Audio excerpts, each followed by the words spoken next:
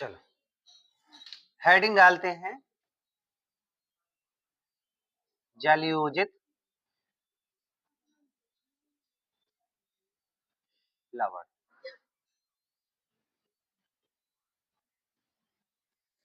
ये जलयोजित लवण क्या है ये पढ़ते हैं, ठीक है। देखो इसमें क्या है, जैसे अपन लोगों के लवण होते हैं ना, कुछ लवण जो होते हैं उनमें जल के अणु रहते हैं, ठीक है, और देखने पर दिखता नहीं है, दिखते नहीं है, ठीक है, देखोगे तब दिखते नहीं, लेकिन जब फॉर्मूला लिखोगे तब दिखेंगे। जैसे फिटकरी है तो ये जलयोजित लवण है। क्या है? जलयोजित लवण है। लेकिन ऐसे देखोगे तो फिटकरी में तुम्हें जल दिख रहा है? नहीं दिख रहा है। लेकिन जब फॉर्मूला लिखेंगे तो K2SO4 Al2SO4 24H2O। H2O मतलब जल होता है ना, जल। फॉर्मूले में तो जल है ना, 24H2O। फॉर्मूले में दिखेगा, वैसे नहीं दिखेगा, उसमें वाकई में जल के अणु होते हैं, ठीक है। कुछ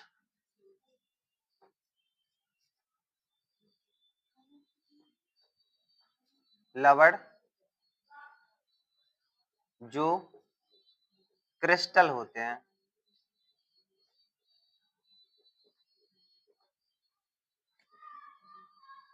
उनमें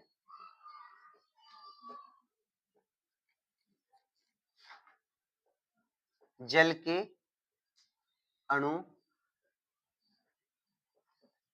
होते हैं, पर दिखाई नहीं देते हैं। उन्हें क्रिस्टलन कहते हैं, उन्हें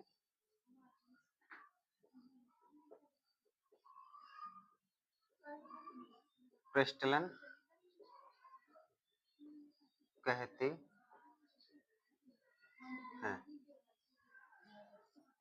तथा उनके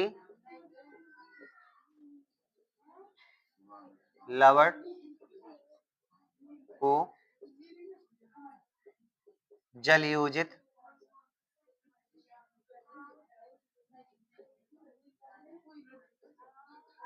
लवण कहते हैं। यानी कुछ लवण जो क्रिस्टलन होते हैं उनमें जल के अणु होते हैं पर दिखाई नहीं देते हैं, उन्हें क्रिस्टलन कहते हैं, तथा उनके लवण को जलयोजित लवण कहते हैं। समझ रहे हैं ना? कुछ लवण जो होते हैं, कुछ लवण जो होते हैं उनमें जल के अणु होते हैं, ठीक है, परंतु क्या है, दिखाई नहीं देते हैं, ठीक है, दिखाई नहीं देते हैं, ठीक है, उन्हें क्रिस्टलन कहते हैं, ठीक है, और उनके लवण को जलयोजित लवण कहते हैं। उदाहरण दें अभी,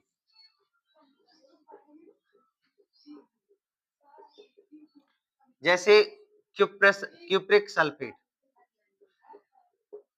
अणु होते हैं,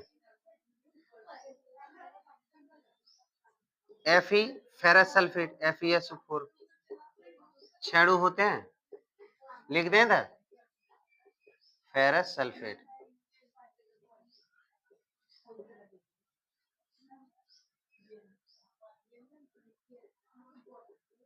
क्यूप्रिक सल्फेट, Al2SO4 क्या किसका लिखवा दें, रुकना रुको,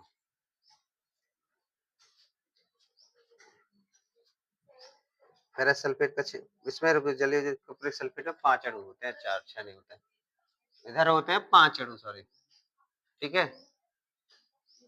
इधर K2SO4 Al2SO4 का होल थ्राइज 24H2, ये फिटकरी होता है। अब ये बताओ, थोड़ा समझना, अच्छा ये फिटकरी है, ये फिटकरी का फॉर्मूला है, ये फिटकरी का फॉर्मूला है। अब तुमने फिटकरी में पानी देखा कभी? फिटकरी में जल देखा? उसमें जल होता है, कुछ अणु जल के होते हैं। देखो फॉर्मूले में तो लिखा है H2O, जल का नहीं होता है H2O, तो वही होते हैं जलयोजित लवण। जिनमें H2O लगा होता है ना, वही लवण तो जलयोजित लवण होते हैं। जिनमें H2O जो लगा होता है पीछे, वही होते हैं जलयोजित लवण। जैसे कैल्शियम सल्फेट, 2 अणु जल के, ये किसका फॉर्मूला है बताओ? जिप्सम। ये जिप्सम का